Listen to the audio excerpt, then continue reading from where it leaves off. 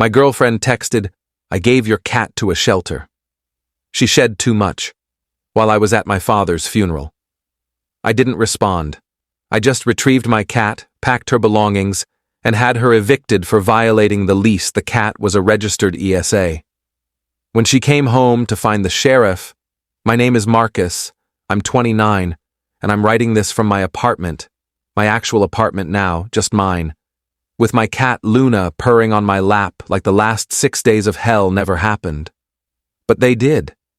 And I need to get this out because I still can't believe someone I trusted could be this cruel. I met Jessica 2 years ago at a friend's wedding. She was a bridesmaid, I was a groomsman. We hit it off during the reception. She was charming, funny, seemed genuinely kind. We started dating seriously after 3 months, and a year ago she moved into my apartment. My 1-bedroom apartment that I'd been renting for 3 years before we met. The lease was in my name only. This becomes important later. I've had Luna for 5 years. She's a long-haired calico, beautiful, affectionate, and yes, she sheds. I adopted her during one of the darkest periods of my life when I was dealing with severe anxiety and depression after losing my job. My therapist recommended an emotional support animal. I went through the proper channels, got Luna registered as an ESA with all the legal documentation, and she genuinely saved my life. I'm not exaggerating. There were nights when the only reason I got out of bed was because she needed to be fed. When Jessica moved in, she knew about Luna. She knew Luna was an ESA. She even seemed to like her at first, posting pictures of them together on Instagram, calling herself Cat Mom in her bio. But about 4 months ago, things started changing. Do you have to let her on the furniture? She's shedding all over my black pants again. Can't you brush her more often? I did brush Luna. Daily. Long-haired cats shed. That's just reality. I vacuumed constantly, kept lint rollers everywhere, did everything I could, but Jessica's complaints escalated. I'm allergic, I think. I've been sneezing more. She's ruining my clothes. It's disgusting how much hair gets everywhere. I suggested she take allergy medication. I offered to keep Luna out of the bedroom if it helped. Jessica said she'd deal with it, but the comments never stopped. They just got more passive-aggressive. 3 weeks ago, my father's health took a serious turn. He'd been fighting cancer for 18 months, and his oncologist called me on a Tuesday afternoon to say I should come home, back to Ohio where I grew up. I live in Colorado now. I booked a flight for the next day, packed a bag, and asked Jessica if she could watch Luna while I was gone. Of course, babe. Don't worry about anything here. Just be with your family. I kissed her goodbye, kissed Luna's head, and flew out Wednesday morning. My father passed away Friday night with me, my mother, and my 2 sisters at his bedside. He was 61. We'd been close my entire life. He taught me how to fix cars, how to throw a baseball, how to be a decent human being. Losing him broke something in me. The funeral was scheduled for Monday morning. Small service, family, and close friends only. I was one of the pallbearers. My phone was on silent during the service in my pocket, because I needed to be present for this. I needed to say goodbye properly. After the burial, after we'd lowered my father into the ground and I'd thrown a handful of dirt on his casket, I checked my phone. It was 1:47 p.m. I had 3 texts from Jessica, sent 2 hours earlier. I took Luna to the county shelter this morning. She was shedding everywhere and I couldn't deal with it anymore. You can pick her up when you get back. They're open until 5. I stood there in my funeral suit, in a cemetery, reading those messages over and over. My mother noticed I'd gone pale and asked if I was okay. I wasn't okay. I was the furthest thing from okay. I called Jessica immediately. She answered on the 3rd ring, casual, like nothing was wrong. Hey, how was the funeral? You gave away my cat. My voice was shaking. You gave away my registered emotional support animal while I was burying my father. Oh, don't be dramatic. She's at the shelter. You can get her back. I just needed a break from all the shedding. The apartment was getting gross. Jessica, she's not just a pet. She's a registered ESA. What you did is illegal. Illegal? Marcus, calm down. I did you a favor. That apartment will be so much cleaner now. You'll see. I hung up. My hands were shaking so hard I could barely hold the phone. My sister Emily came over, asked what was wrong. I showed her the texts. She went from concerned to furious in about 3 seconds. What the hell is wrong with her? Today? She did this today? I called the county shelter in Colorado. A tired-sounding woman answered. Hi, my girlfriend dropped off my cat this morning without my permission. She had no legal right to surrender her. The cat is a registered emotional support animal, and I have all the documentation. Can you hold her until I can get back? There was typing on the other end. What's the cat's name? Luna. Long-haired calico, about 5 years old. More typing. Okay, I see her here. Came in at 9:23 a.m., surrendered by a Jessica Winters? That's her. But she doesn't own the cat. I do. I have vet records, ESA documentation, everything proving ownership. Sir, we can't hold animals indefinitely. Our hold period is 72 hours before they become available for adoption. My heart stopped. I'm in Ohio for my father's funeral. I can't get back until Wednesday at the earliest. I'm sorry for your loss, but our policy... Please. Please. This is my emotional support animal. I have legal documentation. The person who surrendered her had no legal authority to do so. This is essentially theft. There was a long pause. Hold on, let me get my supervisor. I stood there in the cemetery for 15 minutes while they sorted it out. Finally, a different voice came on. Older, male, more authoritative. Mr. Hayes? This is Dan Cooper, shelter director.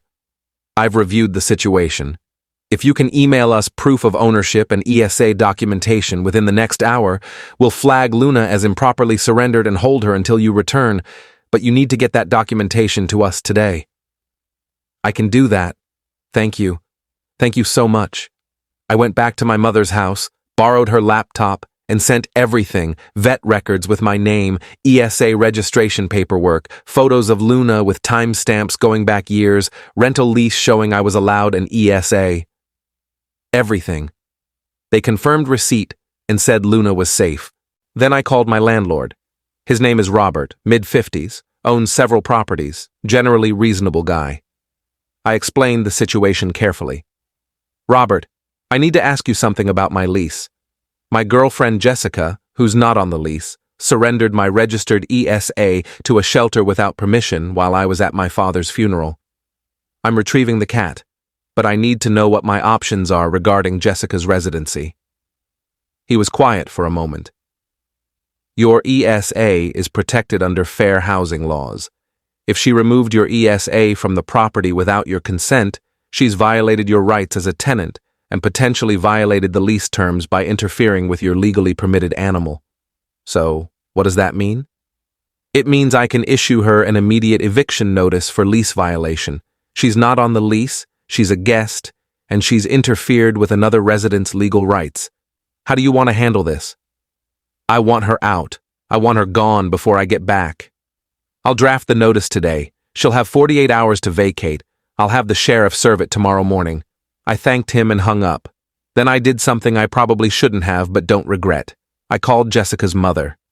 I'd met her parents a few times. They seemed like decent people. Her mother, Patricia, answered. Marcus! How are you holding up, sweetheart? Jessica told me about your father. I'm so sorry. Thank you, Patricia. I need to tell you something, and I need you to hear me out before you respond. I explained everything. The texts, the shelter, the timing, all of it. There was a long, horrified silence. She did what? During the funeral? Yes, ma'am. Oh my God, Marcus, I am so sorry. I don't even have words. That's cruel. I've had her evicted from my apartment. The landlord is serving notice tomorrow. I thought you should know so she has somewhere to go. Of course. Jesus. I'll talk to her father. She can come here. I'm so sorry, Marcus. Update 1. I flew back to Colorado Wednesday afternoon. Went straight to the shelter from the airport, paperwork in hand. They brought Luna out, and she started crying the moment she saw me. That specific meow cats do when they're stressed and relieved at the same time. I held her carrier and cried in the parking lot for 10 minutes. When I got to my apartment building around 6 p.m., there was a sheriff's notice on my door, just informing me that eviction papers had been served. I unlocked the door carefully, not sure what I'd find. Jessica's stuff was mostly gone. Clothes, toiletries, her laptop, her decorations. But she'd left a mess, drawers hanging open, trash not taken out, dishes in the sink. And she'd left a note on the kitchen counter, written on the back of a receipt. "You're insane. I can't believe you'd have me evicted over a cat. Your priorities are seriously messed up. We're done. Don't contact me." I laughed. Actually laughed out loud. The lack of self-awareness was stunning. I let Luna out of her carrier. She explored cautiously, sniffing everything, clearly stressed from the shelter stay. I gave her wet food, fresh water, and just sat on the floor while she ate. She came and curled up in my lap afterward, purring like an engine. I hadn't realized how much I needed that. Thursday morning, I got a text from an unknown number, then another, then 5 more. Jessica's friends, people I barely knew, calling me heartless, cruel, vindictive. Apparently Jessica had spun a story about me choosing a cat over our relationship and throwing her out on the street with no warning. I responded to exactly one message, her best friend Sarah, who'd been at my apartment several times. Jessica surrendered my registered ESA to a shelter without permission while I was at my father's funeral. She violated fair housing laws and my lease agreement. She was evicted for cause. If you want the full story, I'm happy to share screenshots and legal documentation. Otherwise, please don't contact me again. Sarah didn't respond, but the messages stopped. Friday afternoon, I got a call from a law office. Jessica had retained a lawyer and was claiming I'd illegally evicted her, that she had tenants' rights, that she was entitled to 30 days' notice. I forwarded them to my landlord Robert, who handled it beautifully. He sent them the lease showing only my name, the ESA documentation, the timeline of events, and Colorado law regarding guests versus tenants. The lawyer called back 2 hours later and said they were dropping the case. Update 2. A week later, Jessica's mother, Patricia, called me. I almost didn't answer, but something made me pick up. "Marcus, I owe you an apology, a real one. I talked to Jessica extensively after you called me, and there's no excuse for what she did. The timing, the cruelty of it, everything. I'm horrified." "I appreciate that, Patricia. There's something else you should know." When she came home, to our house, I asked her to explain her side of the story. She insisted the cat was ruining her quality of life and that you were obsessed with Luna. She showed me her credit card statements to prove she'd been buying lint rollers and paying for extra cleaning supplies. Okay? Marcus, she'd spent $3,000 in the last 4 months on online shopping. Clothes, makeup, decorations for your apartment. She was hiding debt and apparently thought if she got rid of Luna, you'd be less stressed and more focused on her financial problems. That hit me like a truck. She never mentioned debt. She wouldn't. She wanted you to solve it without knowing about it. It's manipulative and I'm ashamed of her. She's moving out of our house next week because I can't look at her the same way. Her father and I are done enabling this behavior. We talked for another 20 minutes. Patricia apologized 3 more times. I told her I didn't blame her or her husband for Jessica's choices. She cried. It was awkward, but necessary.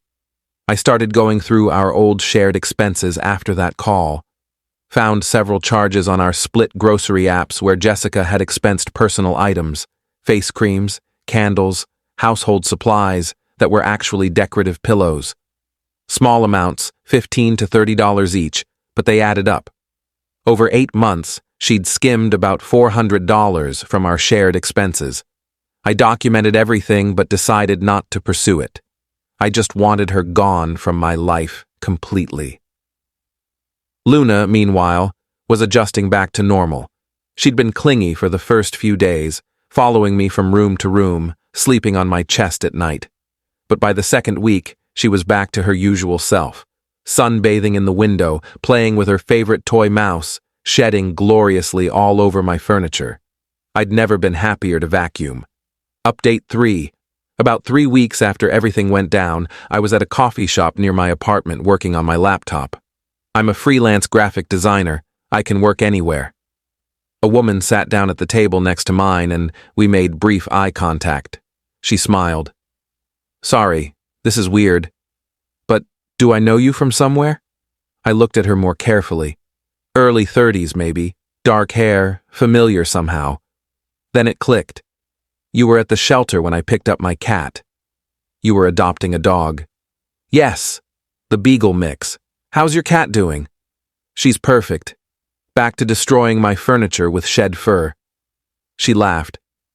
I actually overheard some of what happened when you were talking to the director. I hope everything worked out okay? We ended up talking for 2 hours. Her name was Allison, she was a veterinary technician, and she had 2 cats of her own. We exchanged numbers. We've been on 4 dates since then. She met Luna last week and they got along immediately. I'm not saying Jessica did me a favor. What she did was cruel and unforgivable. But sometimes the trash takes itself out and makes room for better things. Final update. It's been 2 months now. Jessica hasn't contacted me since the failed lawsuit threat. I heard through mutual friends that she moved to another state, living with a cousin, working retail. Her social media went private after she apparently posted a long rant about me that didn't go over well when people asked for my side. I stopped caring about her version of events. The people who matter know the truth. My apartment is fully mine again. I changed the locks just to be safe, got new furniture that Luna immediately claimed as her scratching territory. The place feels lighter somehow, cleaner despite the cat hair. I vacuum regularly, keep lint rollers in every room, and I've never been annoyed by it for a single second.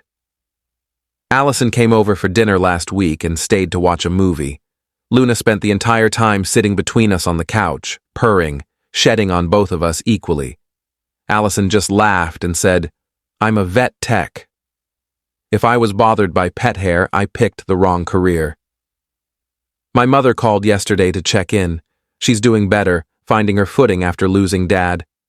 We talked about his memorial, about Luna, about Allison. Before we hung up, she said something that stuck with me. Your father always said you could judge a person's character by how they treat animals and service workers. I'm glad you trusted your gut about Jessica. Dad would have hated what Jessica did. He loved Luna, used to FaceTime just to see her when I'd call home. The fact that she did this while I was burying him makes it even more unforgivable. But I'm okay now. Luna's okay. We're both exactly where we need to be. Edit 1. People keep asking about the ESA laws. Yes, emotional support animals are protected under the Fair Housing Act. Landlords must allow them even in no-pet buildings with proper documentation. Removing someone's ESA without permission is a serious violation and can result in legal consequences. Know your rights. Edit 2. To everyone saying I overreacted, she surrendered my legally protected emotional support animal to a shelter where she would have been euthanized or adopted out after 72 hours while I was burying my father. There is no overreacting to that level of cruelty. Edit 3. Luna is currently asleep on my lap while I type this, shedding all over my jeans. It's perfect.